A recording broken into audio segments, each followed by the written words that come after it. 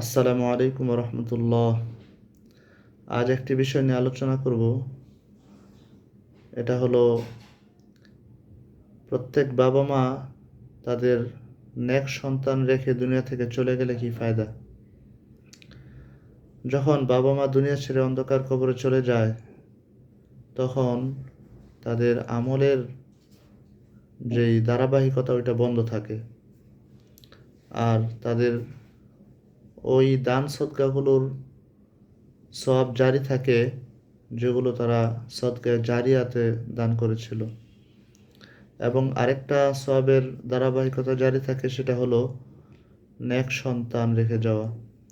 নেক সন্তান যখন পিতামাতাকে স্মরণ করে তাদের মাগফিরাত কামনায় দোয়া করবে, তখন মহান আল্লাহ রাব্বুল আলামিন তার ফেরেশতাদেরকে ডেকে বলবে, হে আমার ফেরেশতারা, তোমরা আমার অমুক অমুক বান্দার কবর আযাবগুলো মাফ করে দিয়ে তাদের কবরগুলোকে নূর দ্বারা আলোকিত করে দাও।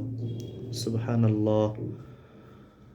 সেজন্য আমরা প্রত্যেকেই, যাদের পিতামাতা দুনিয়া ছেড়ে অন্ধকার কবরে চলে গেছে, প্রত্যেকেই এই দোয়াটা বেশি বেশি করি। রব্বির হামহুমা কামা রব্বায়ানি সগীরা। আল্লাহুম্মা রব্বির হামহুমা কামা রব্বায়ানি সগীরা।